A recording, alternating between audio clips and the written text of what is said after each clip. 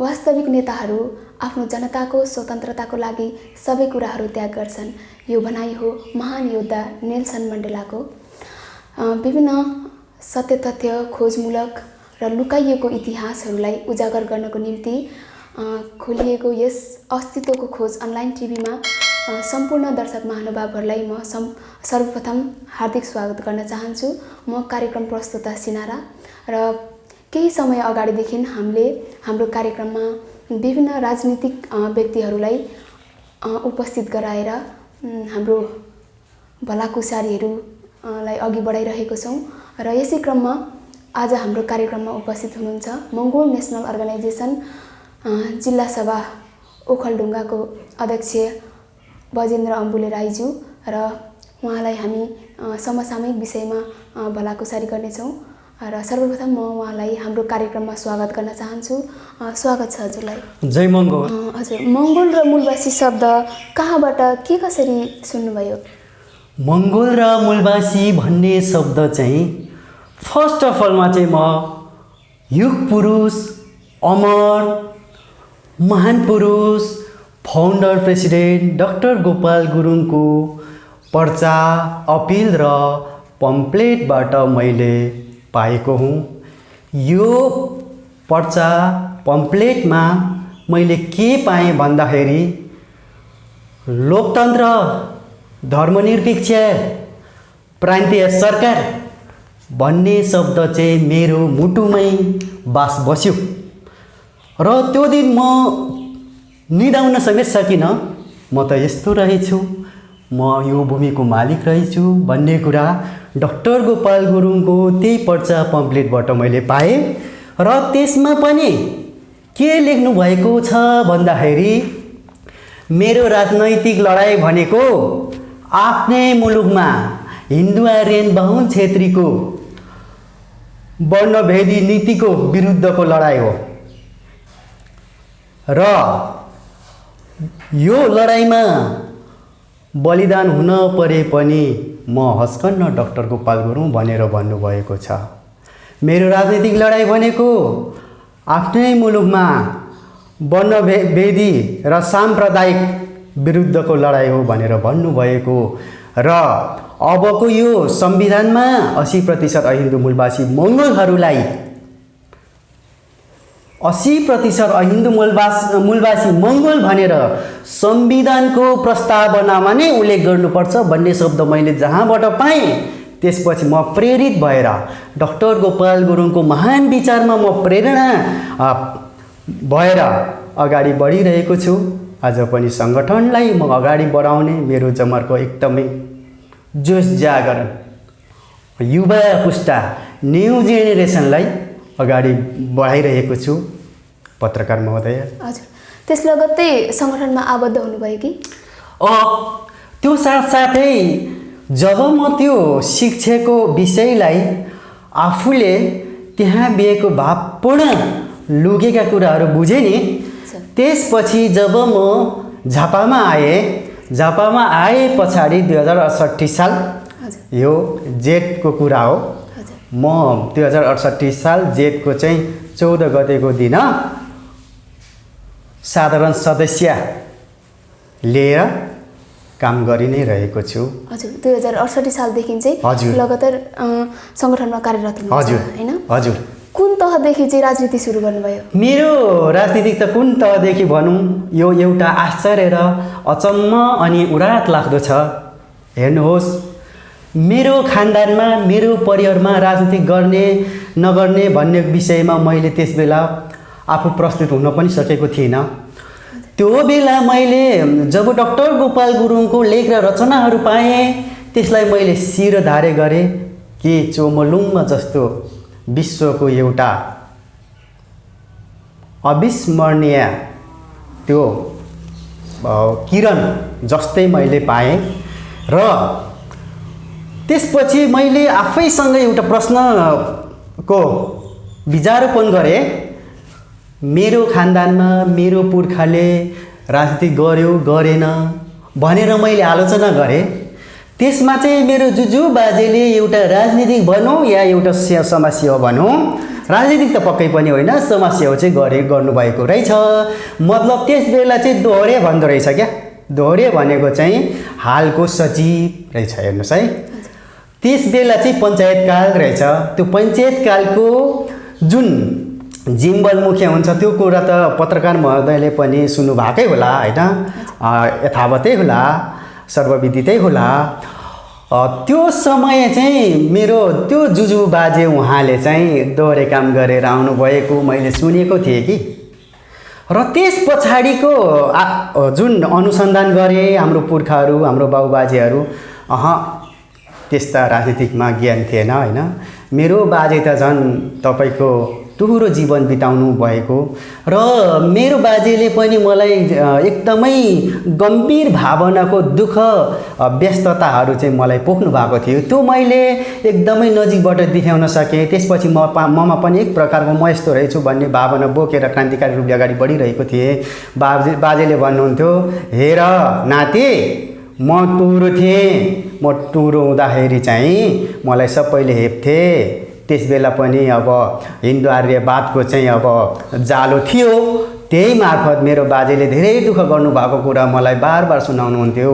तर मेरो बाजे एउटा क पनि पढ्न जान्नुहुन्न थियो है। र उहाँबाट मैले त्यस्तो दुःख गर्दा गर्दै यहाँसम्म आइपुगेँ र मेरो बाबुबाजेहरूले पनि राजनीति गर्दैनथे। र मैले अब के सोचेँ भन्दाखेरि राजनीतिक भनेको फर्स्ट अफ अलमा जनताहरूको अनुहारमा चाहिँ एउटा नयाँ आमूल परिवर्तनको खाँचोमा नयाँ आमूल परिवर्तन दिनुपर्ने चाहिँ हुन्छ। त्यो सङ्कल्पलाई मैले आफ्नो हृदयबाट नै, आफ्नो मुटुबाट नै मैले चाहिँ त्यहाँ भएका त्यो गुणप्रति मैले चाहिँ नजिकबाट दिठ्याउने कोसिस गर्दा गर्दै आज मैले ओखलढुङ्गा जिल्लालाई नै मैले अब नयाँ परिवर्तनको लागि, आमूल परिवर्तनको निम्ति मैले ओखलढुङ्गामा एउटा ऐतिहासिकको निम्ति लड्नुपर्छ।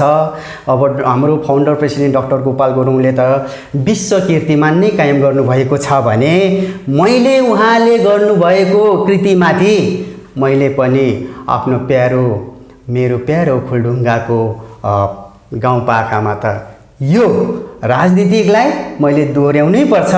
यो राजनीतिकलाई मैले चाहिँ सम्वर्धन, व्यवस्थापन होइन गरेर, स्याहार सुसार गरेर अगाडि बढाउनुपर्छ भन्ने विषयमा चाहिँ गहिरिएर अगाडि बढाइरहेको छु। यसरी मेरो राजनीति चाहिँ सुरु भयो पत्रकार महोदय।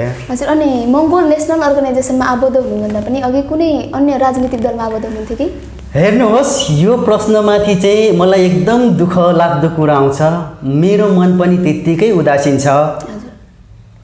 म राजनीतिक नै नगर्ने मान्छे थिएँ क्या।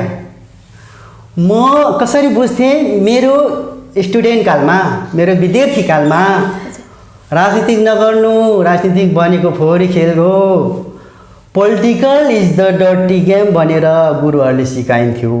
यही कुराले तपाईँलाई प्रभाव पार्यो र मैले किन गर्नु हुँदैन भन्ने विषयहरू अगाडि बढाउँदै गर्दाखेरि political is the master key of all locks भनेर चाहिँ बुझेँ कि राजनीति यस्तो शक्ति हो जहाँ कि सम्पूर्ण देशको बन्द ढोका खोल्ने ताला चाबी नै राजनीतिक हो भनेर मैले बुझेँ। यस पश्चात चाहिँ म राजनीतिक नगर्ने होइन, राजनीतिक भनेको मैले नभएर सबै 3.25 करोडदेखि लिएर 3 करोडसम्मको जनताले अनुभूति गर्नुपर्छ भन्ने भावना बोकेर अघि बढिरहेको छु। हजुर, ठिकै छ। अनि तपाईँको भनाइबाट तपाईँको परिवारमा कोही पनि राजनीतिक पृष्ठभूमिबाट आउनु भएको रहेनछ भन्ने आशय बुझियो होइन। यस सन्दर्भमा चाहिँ तपाईँको घर परिवारबाट चाहिँ अहिले राजनीति यात्रामा कार्यरत रहँदा चाहिँ के कस्तो साथ सहयोग पाइरहनु भएको छ? मेरो घर परिवारबाट चाहिँ एकदम फुल्ली साथ सहयोग अहिले पाइरहेको छु होइन। मेरो मिसेस हुनुहुन्छ धनसरी थुलुङ होइन। मेरो मिसेसले पनि सधैँ म यो ठाउँ जाँदैछु है, यो सङ्गठनमा हिँड्दैछु, मङ्गोल नेसनल अर्गनाइजेसनबाट अब विजय प्राप्त गर्नको लागि जाँदैछु है भनेपछि ल जानुहोस्, राम्रो गरी बाटोमा होइन कुनै ठेस त्यस्तो नलागोस्, बाधा अर्चना नहोस्। तपाईलाई मेरो स्वागतका साथै तपाईलाई त्यो लक्ष्य प्राप्ति, विजय प्राप्तिको निमित्त मेरो तपाईमाथि भरपुर हेल्पिङ छ भनेर भन्नुभएको छ। अनि मेरो भाइले पनि यो दाइको जुन बुझ्नुभएको कुरामा गर्नुपर्छ भन्ने हेतुले चाहिँ अहिले ओखलढुङ्गा जिल्लाको एउटा सेक्रेटरी सचिव भएर चलाइरहेका छन्। मेरो भाइ पनि त्यत्तिकै क्रान्तिकारी मैले बनाइसकेँ, आफै पनि बनिसकेका छ होइन।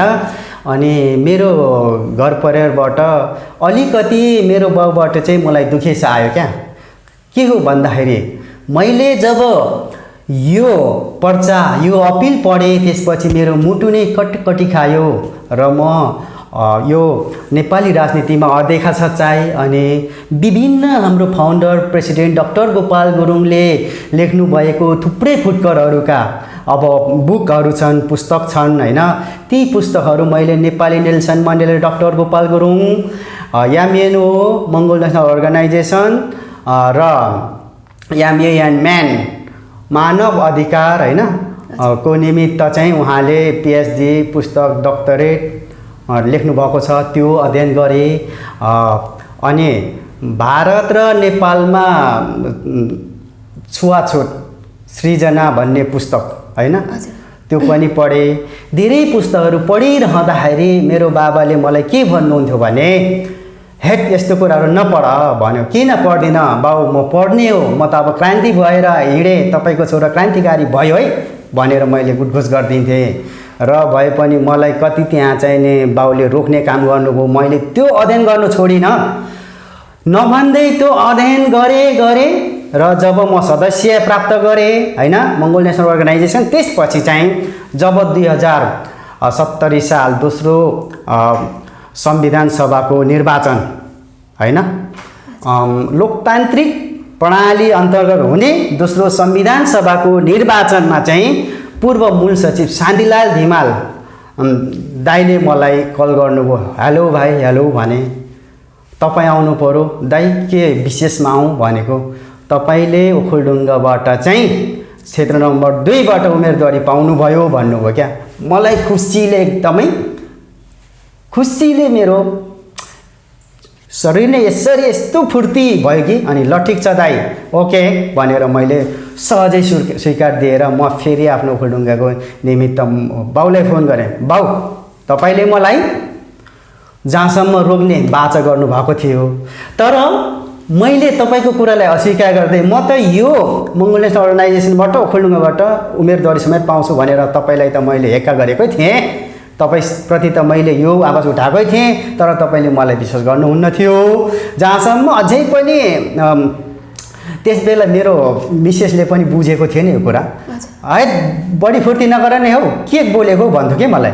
अनि होइन त्यसो नभन्न हौ, भरे यो केटो चाहिँ मन्त्री भयो भने त तिमी पनि मन्त्रीको बुढी भयो नि त भनेर उल्टै मेरो मिसेसलाई चाहिँ बाउले चाहिँ बुहारीलाई इल्जाम लाउनु भयो। अनि म पनि हिसिक्क हाँसेँ, मनबाटै हाँसेँ। होइन अब मैले चिताएपछि अब यो निरन्तर गतिमा यो यामिएनओको सङ्गठनमा म तीव्र रूपले लाग्छु बाबा।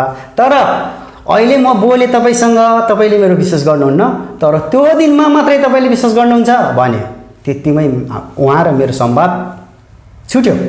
र अन्तमा जब मैले डाक्टर गोपाल गुरुङको फाउन्डर प्रेसिडेन्ट दाइको सिग्नेचरबाट चाहिँ जब उम्मेदवारीको एउटा ठाउँ पाएँ, त्यसपछि चाहिँ मेरो बाउलाई फेरि मैले फोन गरेँ। हेलो बाउ, हेलो, तपाईँले त मलाई पत्याउनै भएको थिएन, तर मङ्गोल नेसनल अर्गनाइजेसनले केन्द्रीय सभाबाट मलाई उम्मेदवारीको चाहिँ एउटा सर्टिफिकेट दिनुभएको छ होइन, उम्मेदवारी को मलाई पत्र दिइसक्नु भएको छ भने। अनि खुसी हुनुभयो क्या। ए बजिए के भन्छस् है, अब यत्रो कटारीमा बस्नुहुन्थ्यो कि, त्यसमा उदयपुरको कटारीमा है उहाँ घर छ होइन, बाबाले बनाउनु भएको।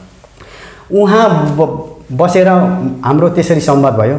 यहाँ त्यत्रो ढिपी गर्दा पनि काङ्ग्रेस कम्युनिस्टका एमाले अनि माओवादी नै थियो त्यस बेला होइन, यिनीहरूको नेताहरूले त यहाँ टिकट नपाएर रुनु नाच्नु भएका छन्, लज्जास्पद भएका छन्। तिमी त्यति सजिलैले टिकट पाउँदाखेरि आउँदैनस् भेट्दैनस् भनेर चाहिँ मलाई प्रश्न गर। हुन्छ म रेडी छु भनेर म फेरि अब त्यो जिल्लालाई चाहिँ दिएर चुनौतीका साथ मैले आफ्नो टिकटको जिम्मेवार पनि सँगालेर मैले चुनाव लडिआएको थिएँ कि। अनि त्यसपछि अब मेरो बाबाले पनि अन्तमा चाहिँ फेरि हिजो अस्तिको कुरा के भन्यो भने बाउले चाहिँ मलाई अब त योबाट छोड, यहाँबाट अघि तपाईँले भन्नुभयो जस्तै न पैसा पाउँछ होइन, न चाहिँ अब यहाँ तिमीले प्रगति गर्न सकेका छौ, उन्नति गर्न सकेका छौ भने। बाउ मैले सिधै बाउको चाहिँ प्रश्नको जवाब फर्काइदिएँ। बाउ तपाईँको प्रश्नको जवाबमा मसँग धेरै यहाँ तत्तिएर बसेको छ बाबा, तर म र मेरो तपाईँलाई थाहै रहेनछ ओखलढुङ्गाको सङ्गठन यति गतिले अगाडि बढाएको छु त केही दिन मात्र तपाईँले विश्वास पाउनुहुनेछ। जब पहिले मलाई इन्कार गर्नुभएको थियो नि त्यस्तै अब यसको निम्ति पनि तपाईँले छिटै विश्वास पाउनुहुनेछ भनेर मैले बाउलाई त्यति मात्रै भने। अनि म छोड्दिनँ, तर बाउ तपाईँले मलाई अब मेरो सम्पत्ति तिमीले पाउँदैनस् भन्नुभए पनि म लिँदिनँ, तर यो छोड्दिनँ भनेर म बाउलाई पनि यसरी चाहिँ प्रश्नको जवाबहरू उत्तर दिँदै म आफ्नो सङ्गठनप्रति नै एकदम विश्वासले काम गर्नुपर्छ। डाक्टर गोपाल गुरुङ मेरो छातीमा हुनुहुन्छ, मेरो मुटुमा हुनुहुन्छ, मेरो टाउकोमा मेरो हृदयभरि गुन्जिनु भएको छ, म कहिल्यै भुल्न सक्दिनँ भनेर चाहिँ मैले बाउलाई गरेँ। त्यसरी नै अब आफ्नो सङ्गठन र राजनीतिको गतिविधि अगाडि बढाइरहेको छु। सुरुवाती चरणमा अलिक अप्ठ्यारै थियो, त्यसलाई चिरेर होइन यो क्रान्तिको यात्रामा चाहिँ अघि बढ्नु भइरहेको छ भन्ने कुरा बुझियो। हजुर, यसमा म अझै पनि मेरो यो क्रान्तिको होइन विचार, यो वैचारिक क्रान्तिको विचारमा अझै मेरो ज्यान गलेको छैन। म तपाईँलाई यति नै प्रश्न उठाउँछु कि डाक्टर गोपाल गुरुङको अधुरो सपना सायद काल्पनिक पनि हुन सक्ला, तर अधुरो सपना चाहिँ म ओखलढुङ्गाबाट विजय गराएरै छुट्छु। म यो प्रतिबद्धता गर्छु। साथ अघि बढिराख्नु भएको छ, यसरी नै अघि बढिराखेको छु। अब यो लकडाउन खोल्न साथै म फेरि आफ्नो गृह जिल्लालाई चाहिँ मङ्गलमयको हाम्रो 80% हिन्दू मूलवासी मङ्गलहरूमा थिचोमिचो भएका हाम्रो अस्तित्वको खोजहरू चाहिँ सुनाउने र उत्थान गराउने, एकट्ठा गराउने निर्णय लिएर ओखलढुङ्गामा म अगाडि बढ्नेछु। पत्रकार महोदय।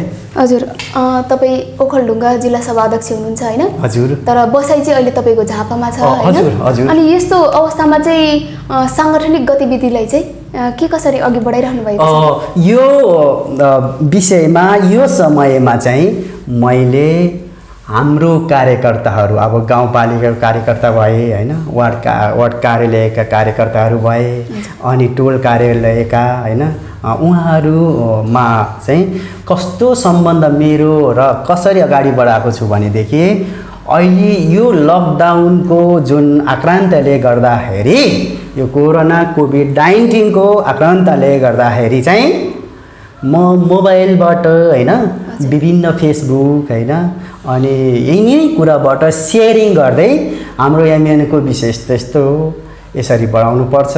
डाक्टर गोपाल गुरुङले त अब एक्लैले जेल पनि जेल्नुभयो। अब कति माया लाग्छ हेर्नुहोस् मलाई त। जब उहाँको जेल जीवनमा भएको कुराहरू थाहा पाएँ, त्यो पढ्दाखेरि मेरो मुटुमा मेरो दुईटा आँखाको नानीबाट निस्केको आँसु खसेको छ। यसकारण तपाईँहरूले पनि त्यो बुझ्नुपर्छ। अनि मात्र तपाईँ हाम्रो जित एकदमै स्पष्ट छ, जित हाम्रो नजिकै रहेको छ। यसकारणले तपाईँहरू नडगमगाइकन, तपाईँहरू नहिचकिचाइकन, तपाईँहरू नलजाइकन जय मङ्गल भन्दै तपाईँहरू अगाडि बढ्नुपर्छ। तपाईँहरू कसैले पनि केही गर्न सक्दैन। तपाईँहरू यानि कि हाम्रो मङ्गल नेसनल अर्गनाइजेसनको रुलमा काम गर्नुहोस्, कुरा गर्नुहोस्, यसरी अगाडि बढ्नुपर्छ भनेर मैले पनि त्यसरी सम्झाइरहेको छु। नभन्दै त्यहाँ एकजना धेरै नै छन्, सबै नै क्रान्तिकारी छन्। त्यसमध्येमा पनि बलबहादुर तामाङ भन्ने चाहिँ हाम्रो यो पोकली बनेको, पोकली चाहिँ 9 नम्बर पर्छ होइन, त्यो चाहिँ हाम्रो खिजीडेम्बा उता गाउँपालिका पऱ्यो, यता चाहिँ हाम्रो पोकली र गामनाङटार हजुर चाहिँ नजिकै छ। गामनाङटारको हाम्रो बालाबहादुर वार्ड अध्यक्ष हुनुहुन्छ। उहाँले चाहिँ एकदमै मलाई नि जसरी डाक्टर गोपाल गुरुङबाट त्यो प्रश्नको जवाब पाएँ, उत्तर पाएँ, खुसी पाएँ, त्यस्तै खुसी दिलाउनु भयो क्या। अनि त्यो बलबहादुर तामाङ चाहिँ हाम्रो लिखु गाउँपालिकाको वार्ड नम्बर 7 को चाहिँ वडा अध्यक्ष हुनुहुन्छ। उहाँले चाहिँ त्यहाँको सचिव र त्यहाँको अध्यक्षलाई चाहिँ यसरी उत्तर दिनुभएछ। दुई भाइले, अध्यक्ष र सचिवले यसरी प्रश्न गरेछन् कि हामी त तिमीलाई मूर्ख सोझा भनेर ठान्छौँ, सोझा र इमान्दारी भनेर ठान्थ्यौँ, होइन रहेछ, तिमी सोझा सिधा होइनौ रहेछ, तिमी त मूर्ख पो रहेछौ भनेर चाहिँ प्रश्न गरेछन्। कुन राजनीतिक दलको हुनुहुन्छ उहाँहरू चाहिँ त्यही काङ्ग्रेस है, काङ्ग्रेसका राजनीतिक दलका रहेछन्। उनीहरूले त्यसरी प्रश्न गरे, होइन तपाईँहरूले जे जस्तो भन्नुहोस्, तर अब म जय मङ्गोल, तपाईँहरूलाई पनि जय मङ्गोल, हाम्रो 80% हिन्दू मूलवासी मङ्गोल दाजुभाइ एवं दिदी आफैलाई पनि जय मङ्गोल भनेर जय मङ्गोल भन्नुभएछ के। उहाँले हो त्यसरी दिन सक्नुपर्छ भाइ भनेर मैले सम्झाउँथेँ क्या। तपाईँ सच्चा इमान्दार एमएनओको चाहिँ जोसिला रूप र जोस जागरणको एउटा युवा नेता भएर तपाईँ बस्नुपर्छ भनेर मैले प्रोत्साहन दिन्थेँ कि। अनि उहाँले चाहिँ त्यसरी, मैले त्यस्तो पनि भने हेर्नुहोस् दाइ, अनि जब यो एमएनओ मैले पाएँ नि दाइ, मलाई एक रात निन्द्रै लागेन, खुसीले निन्द्रै लागेन। जहाँसम्म मैले राजनीति गर्नेहरूबाट चाहिँ यसरी थिचोमिचोमा परि नै रहेको थिएँ, म त्यो आउँदाखेरि म खुसीले निन्द्रै लागेन। अब सङ्गठनलाई अगाडि बढाउनुपर्छ, आउँदो उसमा जित्नुपर्छ दाइ भनेर मलाई भन्नुभयो कि। हो त्यसरी हाम्रो ओखलढुङ्गामा हेर्नुहोस् कार्यकर्ताहरू कुनै कमी कमजोरीका छैनन्। सच्चाइ मङ्गोल नेसनल अर्गनाइजेसनको अनुशासन आचार संहितालाई चाहिँ फलो गर्न सक्ने हेक्का भएका कार्यकर्ताहरू छन्। हजुर, सभाको पदाधिकारीहरूसँग चाहिँ सम्पर्कमै हुनुहुन्छ? एकदम सम्पर्कमै छु। हजुर, अनि यो अहिले एकदमै होइन समसामयिक समयमा चाहिँ एउटा चर्चामा आएको शब्दहरू होइन, हजुर, हरेक लोक समुदायको जिब्रोमा चाहिँ झुन्डिएको शब्दहरू छ। हजुर, आदिवासी जनजाति र मङ्गोल र मूलवासी होइन।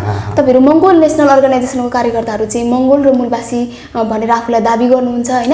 तपाईँहरू जस्तै देखिने एउटा तपाईँहरूकै अनुहार परेको केही समूह, केही व्यक्तिहरू चाहिँ आफूलाई आदिवासी जनजाति भनेर दाबी गरिरहेको अवस्था छ। यस समय चाहिँ कसरी यो शब्दहरूलाई चाहिँ प्रस्ट्याउनुहुन्छ? यो अहिन्दू मूलवासी मङ्गोल भन्ने र आदिवासी जनजाति भन्ने शब्द चाहिँ आकाश धरतीको फरक पनि छ र आकाश र पत्तालको चाहिँ यो झुटाएको लुटाई शब्द छ क्या। अहिन्दू मूलवासी भन्ने शब्द चाहिँ के हो भन्दाखेरि यहाँको माटोसँग चाहिँ सम्बन्ध हुन्छ, यो भूमिसँग सम्बन्ध छ क्या अहिन्दू मूलवासी भन्ने कुरा चाहिँ। तर आदिवासी र जनजाति भन्ने शब्द चाहिँ त्यो होइन, यो माटोसँग सम्बन्धित होइन, यो माटोको माया त्योसँग अल्झिने कुरा हुँदैन। हेर्नुहोस्, मानव अधिकारको कुरा गर्दा चाहिँ अब यो नयाँ कार्यकाल र परिवर्तनको निमित्त त्यो अलग कुरा आउँछ, तर यो माटोसँग आदिवासी जनजाति शब्द सम्बन्धित छैन, सम्बन्ध हुँदैन। यो माटोले पनि स्वीकार गर्दैन उनीहरूले, किनभने आदिवासी भनेको नि इङ्ग्लिसमा माइग्रेटेड भन्छ आदिवासी है, अनि इन्डिजिनियस भनेको चाहिँ मूलवासी, त्यो चाहिँ त्यही राष्ट्रको चाहिँ भूमिपुत्र मूलवासी, त्यही राष्ट्रमा उत्पत्ति भएको, त्यही राष्ट्रमा त्यही माटोमा चाहिँ जन्मेको सृष्टि भएको कुरा आउँछ। भनेपछि आदिवासी भनेको चाहिँ कुनै राष्ट्रबाट आफ्नो राष्ट्रलाई चाहिँ बिर्सिएर होइन लात हानेर अनि अर्काको राष्ट्रमा गएर लुकीछिपी गरेर बसोबास गर्नेहरूलाई चाहिँ आदिवासी भन्छ क्या। ताकि नागरिकता चाहिँ पाएको हुँदो रहेछ, तर त्यो नागरिकले नटिक्ने रहेछ। जस्तो कि हाम्रो नजिकैको कुरा गरौँ न, भुटान होइन, भुटानमा शरणार्थी किन बन्यो होइन, तर शरणार्थी त थिएन नि त्यस बेला, उनीहरूलाई त भुटान सरकारले चाहिँ नागरिक समेत प्रदान गरेको थियो नि त। तर उनीहरू चाहिँ आदिवासी थिए क्या। कहिलेदेखि आयो त्यो साल सम्बन्ध क्लियर थियो। त्यसो भएको हुनाले चाहिँ आदिवासीहरूलाई त्यहाँबाट खेदाइयो अनि शरणार्थी बन्यो होइन।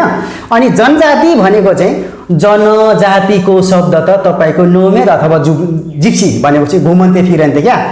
उनीहरूको चाहिँ घर ठहर हुँदैन, न घर बास बस्ने घर छ होइन, न बस्ने चाहिँ उनीहरूसँग एउटा सजग नै छ होइन। उनीहरूसँग कुनै पनि त्यो आफ्नो जीवनको रहस्यमयमा उनीहरू चेतना छैन र उनीहरूलाई चाहिँ बचाउने सक्ने, आफ्नो शरीरलाई आफ्नो जीवनलाई बचाउने सक्ने चाहिँ क्षमता हुँदैन क्या। त्यसले गर्दाखेरि जनजातिको अर्थ चाहिँ त्यो हो। जनजातिको अर्थ त त्यसमा पनि नागरिक पाउँदैन है। तपाईँले यसो भनिरहनु हुँदाखेरि चाहिँ होइन, अब तपाईँहरूकै जस्तो अनुहार भएको होइन केही समूहहरूले चाहिँ हामी चाहिँ अब सुरुको बासिन्दा भनेर हामी त्यसकारण हामी आदिवासी भनेर पनि भनिरहेको छन्। यस भनाइलाई चाहिँ कसरी खण्डन गर्नुहुन्छ? त्यो कुरा मसँग बहस नगर्दा नि हुन्छ यिनीहरूले, म डाइरेक्ट भन्छु। हजुर होइन, आम समुदायमा चाहिँ म कसरी भन्छु भने यिनीहरू कोबाट पढ्या हुन्? बाहुनको शिक्षा लिएको हो कि होइन? बाहुनले कुनै पनि इतिहास चाहिँ सच्चा लेखेका छन्? छैन, पवित्र इतिहास लेखेका छैनन्। त्यो बाहुनले सिकाएको इतिहासबाट चाहिँ सबै जुटालु मात्रै हुन्छ, लुट्ने ढाड्ने मात्रै। अनि त्यो आदिवासीको अर्थ त कसले लगाइदियो नेपालमा? बाहुन छेत्रीले। तपाईँको एमालेको चाहिँ 4औं राष्ट्रिय महाधिवेशनबाट पारित गरेको शब्द हो। मैले ओल्ड मोडल च्याप्टरबाट एसएलसी गर्दाको कुरा आउँछ। त्यस बेलासम्म मैले 57 सालमा एसएलसी पास गरेको हुँ र त्यस बेलासम्म चाहिँ त्यो आदिवासी जनजाति भनेर मलाई थाहा पनि थिएन होइन है। मलाई चाहिँ एउटा इतिहासमा चाहिँ हाम्रो प्रहले नै मधुसूदन ओझाले चाहिँ पढाउनु भएको थियो। यो राई लिम्बू तामाङ मगर गुरुङहरू चाहिँ मङ्गोल जातिका हुन्। यिनीहरू चाहिँ होचा बलिया दर्रा हुन्छन् र ब्रिटिस आर्मी हुन्छन्, इन्डियन आर्मी गोर्खा फौजीमा लाग्छन् भनेर चाहिँ सिकाउनु भएको थियो होइन। तर यिनीहरूलाई चाहिँ पूर्व भारतबाट पसेका हुन् भनेर मलाई सिकाएको थियो। हेर्नुहोस् त, अहिले पनि त्यो याद झल्झल्ने आउँछ कतिको। अनि त्यहाँ कुनै पनि सच्चा र पवित्र सत्य इतिहासको मलाई पढायो त? त्यो बिल्कुल होइन त। पढाए त पढाएन। इन्डियाबाट आएको उसैलाई थाहा रहेनछ, मेरो गुरुलाई नै थाहा रहेनछ। इन्डियाबाट आएको भन्छ। हामी त इन्डियाबाट आयो बनायो, ऊ चाहिँ अब कहाँको भनेको ककसियसको रहेछ। यसकारण अब त्यो आदिवासी र जनजातिको यो बिललाई चाहिँ नेपाल सरकार जब कम्युनिस्टहरूको आन्दोलनबाट चाहिँ पारित गरेका शब्द हुन्। यो चाहिँ बाहुन नै ठुलो भनेर हाम्रो मान्छेहरूलाई ती मै हुँ विशेषज्ञहरू भन्नेहरूले पनि त्यो मानिराखेछन्। तर आदिवासीले चाहिँ त्यो शब्द यदि नेपाल सरकारले पारित गर्यो भनेदेखि भोलि आपत चाहिँ कसले भोग्नुपर्छ? ती आदिवासीका नेताहरू बनौधाहरूले भोग्नुपर्छ।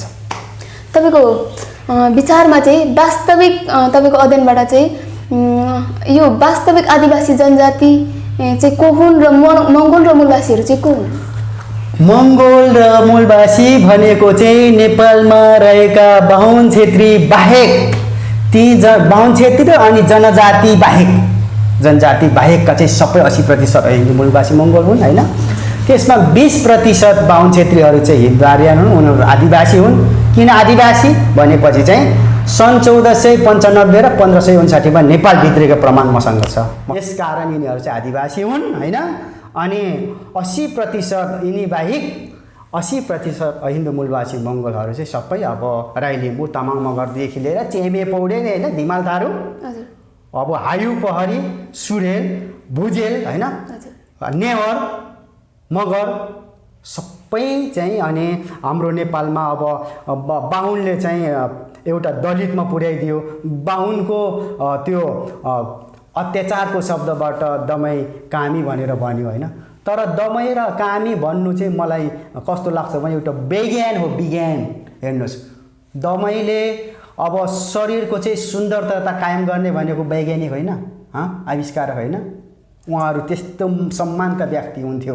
तर बाहुनले चाहिँ त्यो निचमा पुर्याइदिएको कारण यस्ता नलायकका नजायजका शब्दहरू मैले जिराखेको छन्। तर अहिले हाल आएर Mongol national organisation founder president doctor Gopal गुरुङले लेख्नु भएको थुप्रै फुटकर थुप्रै पुस्तकहरूबाट उहाँहरूले पनि अध्ययन गरे म त हिन्दू मूलभाषी मङ्गोल पो रहेछु भन्ने कुरा अहिले उहाँहरूमा पनि एक प्रकारले जागेर उठेर बिउजेर आएको छ। यसकारण उहाँहरू र हामी चाहिँ एउटै आमाका सन्तान हिन्दू मूलभाषी मङ्गोल हुँ र हिन्दू आर्यन बाहुन छेत्री चाहिँ हिन्दू आर्यन बाहुन छेत्रीकै सन्तान उनीहरू चाहिँ हिन्दू वर्णका र आदिवासी हुन् र जनजातिको चाहिँ आयो नि त अब 5-7 हजार होला अथवा अहिले आएर 10-11 हजार पुग्यो होला जनजातिहरू चाहिँ उनीहरूको चाहिँ अब रेस नै कसरी भन्ने उनीहरूको त रेसै छैन नि।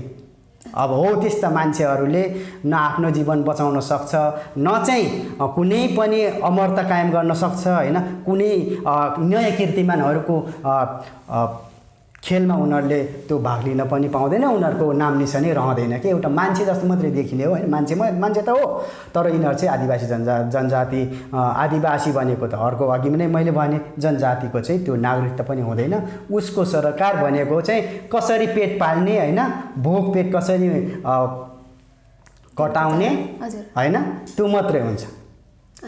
हजुरको भनाइमा जनजाति चाहिँ एउटा घुमन्ते फिरन्ते होइन एकदम घुमन्ते फिरन्ते विहीन होइन अब घर जग्गा विहीन त्यस्तो समूहहरू जनायो होइन अनि आदिवासी भनेको चाहिँ एक ठाउँदेखि अर्को ठाउँमा बसाइ सरेर आउनुभयो। त्यस सन्दर्भमा त नेपालमा पनि त तपाईँले नै भनिराख्नु भएको मङ्गोल समुदायहरू पनि त अब कुनै समयमा कुन कालखण्डमा कतै थिए होइन त्यस सन्दर्भमा उहाँहरूलाई पनि त आदिवासी भनिन्छ नि होइन त्यसलाई चाहिँ बिल्कुल हुँदैन त्यो आदिवासी हुन सक्दैन नि। यसको खण्डन म कसरी गर्छु भने पाल्पाको चट्टाने दोभानमा चाहिँ रामापेथिक्स भनेर अहिले सजाइराखेका छन् होइन त्यो 1 करोड 10 लाख वर्ष हो होइन त्यो चाहिँ विश्वकै मङ्गोलहरूको उत्पत्ति चाहिँ नेपालमा भएको प्रमाणित छ क्या अनि त्यो कुनै ठाउँबाट आएको प्रमाणै छैन त्यस भएर उनीहरू आदिवासी भएनन् क्या। उत्तराखण्डमा चाहिँ मूलवासी मङ्गोलहरू चाहिँ एउटा आर्यनहरूको हक अधिकारबाट चाहिँ एउटा के गराइयो भने दासतामा राखियो क्या। त्यो दासता राख्ने क्रममा चाहिँ अहिन्दू मूलवासी मङ्गोलहरूलाई चाहिँ आदिवासी जनजाति बनायो होइन तर एसियाकै हक अधिकारमा हेर्ने हो भने चाहिँ सम्पूर्ण एसियाकै मानिसहरू चाहिँ मूलवासी मङ्गोल हो तर आदिवासीहरू भनेको चाहिँ आदिम कालबाट आउनेहरूलाई आदिवासी भन्छ कुनै ठाउँबाट आएको। त्यस कारणले गर्दाखेरि यो कालान्तरको कुराहरूलाई औलाउँदाखेरि चाहिँ त्यहाँ कुनै पनि प्रमाणित नपाएको प्रमाणितका कुराहरूलाई पनि अब जलाइदिए सिंहदरबारले होइन ती हुन्थ्यो त्यो सबै कुराहरू र त्यो जलाइसकेपछि एउटा ओम स्वाहा नमनै गरे क्या। त्यस कारणले गर्दाखेरि यो आदिवासी भन्ने शब्द चाहिँ कुनै कालखण्डमा कुनै ठाउँबाट भित्रिएकाहरूलाई आदिवासी भनिन्छ तर उत्पत्तिको हिसाबले हेर्ने हो भने चाहिँ अब एसियाभरिकै जनताहरू चाहिँ मूलवासी मङ्गोल हो। यसरी म हजुरको भनाइमा टाइम पिरियड जनायो आदिवासीले चाहिँ विश्वको जुनसुकै कुनाबाट पनि होइन एसियाकै हकमा पनि जुनसुकै देशबाट पनि आए पनि नेपाल भित्रिएकाहरू चाहिँ होइन मङ्गोलहरू चाहिँ नेपालको हकमा चाहिँ एसियाको हकमा चाहिँ मूलवासी भए हजुरको यही आशय देखियो। हजुर यो बिल्कुलै ठिक भन्नुभयो। तपाईँहरूको यो मङ्गोल नेसनल अर्गनाइजेसनलाई होइन एउटा समय समयमा होइन एउटा साम्प्रदायिक र विद्रोही भन्ने एउटा लान्छना पनि लाग्ने गर्छ होइन तपाईँहरू चाहिँ फेरि आफूलाई वैचारिक योद्धा पनि भन्ने गर्नुहुन्छ होइन यस क्रममा चाहिँ तपाईँको विचारमा चाहिँ होइन यो विद्रोह र वैचारिक क्रान्तिमा चाहिँ के कस्तो भिन्नता पाउनुहुन्छ?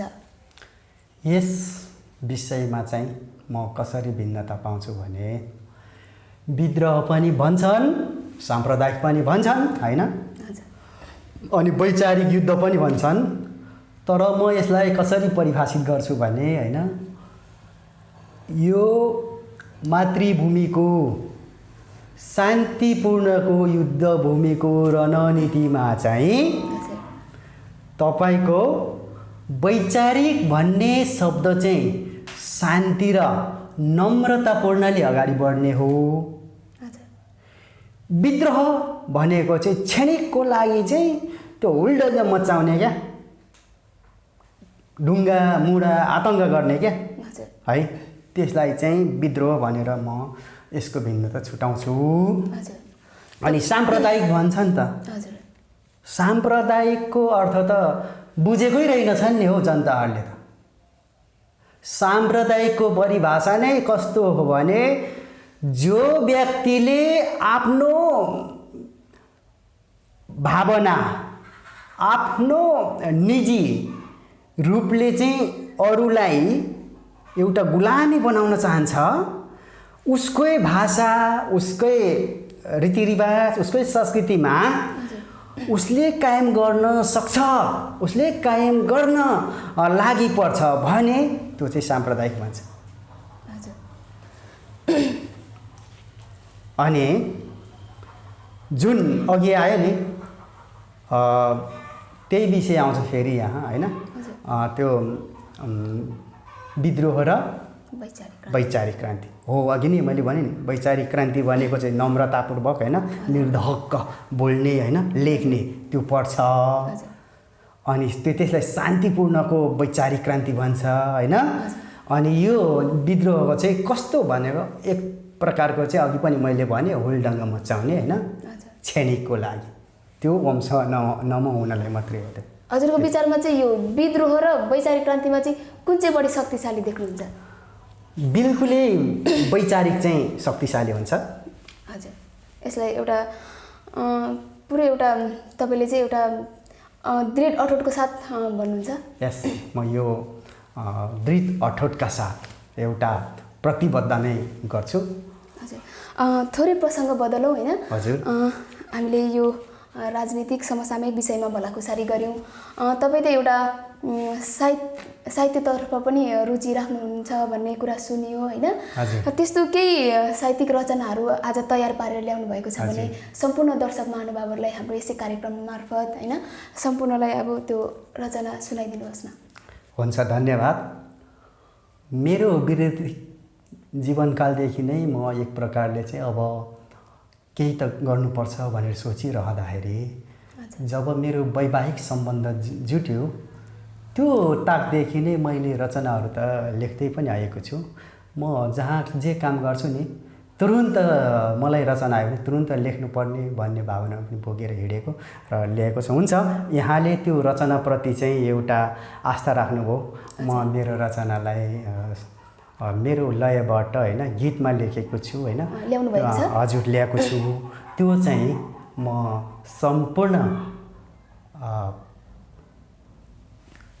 राष्ट्रका जनताहरूलाई होइन, आम दर्शक महानुभावहरूलाई सबैलाई आफैलाई पनि म सुनाउन चाहन्छु। हस् त, म आफ्नो कृतितिर लागेँ है। यो मेरो गीतको शीर्षक चाहिँ डाक्टर गोपाल गुरुङको क्रान्ति भन्नेबाट चाहिँ होइन आभार गरेको छु। र यसमा चाहिँ कसरी बनाएको छु भने अब म सुनाउँछु है। क्रान्ति गर्नु अझ यो जेन गलेको छैन, बुद्ध जन्मेको नेपालमा शान्तिको दियो कहिल्यै बलेको छैन। क्रान्ति गर्नु अझ यो जेन गलेको छैन, बुद्ध जन्मेको नेपालमा शान्तिको दियो कहिल्यै बलेको छैन। सुन्दर शान्तको देशमा कहिले खुसी पाएन, सुन्दर शान्तको देशमा कहिले खुसी पाइएन। धेरै भयो हिन्दू आर्यनको सरकार अब चाहिएन, धेरै भयो हिन्दू आर्यनको सरकार अब चाहिएन। क्रान्ति गर्नु अझै यो जेन गलेको छैन, बुद्ध जन्मेको नेपालमा शान्तिको दियो कहिले बलेको छैन। जागु मूलवासी मङ्गोल हाम्रै राज्य फिर्ता गर्नलाई। जागौँ मूलवासी मङ्गोल हाम्रै राज्य फिर्ता गर्नलाई। उठौँ मूलवासी मङ्गोल आफ्नै माटोको मालिक बन्नलाई। उठौँ मूलवासी मङ्गोल आफ्नै माटोको मालिक बन्नलाई। क्रान्ति गर्नु अझ यो ज्यान गलेको छैन। बुद्ध जन्मेको नेपालमा शान्तिको दियो कहिल्यै बलेको छैन। हारेर बस्नुहुन्न आफ्नै मातृभूमिले धिक्कार छ। हारेर बस्नुहुन्न आफ्नै मातृभूमिले धिक्कार छ। जितेर बस्नुपर्छ डाक्टर गोपाल गुरुङ यहाँ अमर छ। जितेर बस्नुपर्छ डाक्टर गोपाल गुरुङ यहाँ अमर छ। क्रान्ति गर्नु अझै यो ज्यान गलेको छैन। बुद्ध जन्मेको नेपालमा शान्तिको दियो कहिल्यै बलेको छैन। कहिल्यै बलेको छैन। बुद्ध जन्मेको नेपालमा शान्तिको दियो कहिल्यै बलेको छैन। धन्यवाद। यो चाहिँ म जहाँ जान्छु म एउटा क्रान्तिकारी हुनुपर्छ भन्ने भावनाले नै हाम्रो मङ्गोल नेसनल अर्गनाइजेसनको साङ्गठनिक विषयमा सशस्त्र क्रान्तिले पनि अघि बढोस् भन्ने एउटा मेरो हेतुले हैन रचेको हुँ। तपाईहरू सबैले सुनाएँ हैन। अझै थुप्रै मेरो लेख रचनाहरू त छन्। समयको पनि मापदण्ड हेर्नुपर्ने हुन्छ। तपाईँको समय कस्तो छ? अझै छ भने अझै म एक दुईवटा चाहिँ प्रस्तुत गर्न पाएँ भने म यहाँप्रति म आभार हुने थिएँ हैन। जनताहरूलाई पनि एउटा मेसेजको रूपमा पुर्याउने जमर्को कोसेको थिएँ। अति नै राम्रो गीत सुनाउनु भयो हैन। हजुर। तपाईको रचनाहरूलाई चाहिँ समेटेर फेरि पनि कुनै दिन हाम्रो कार्यक्रममा हजुरलाई उपस्थित गराएर यो कार्यक्रमलाई साहित्यमय बनाउने नै छौँ हैन। हजुर। विशेष आज हाम्रो कार्यक्रमलाई एउटा राजनीतिक भलाकुसारीको साथसाथै एउटा सङ्गीतमय पनि बनाइदिनु भयो हैन। यहाँलाई विशेष धन्यवाद दिन चाहन्छु। र साथै हामी कार्यक्रमको अब त अन्तिम क्षणमा पनि छौँ हैन।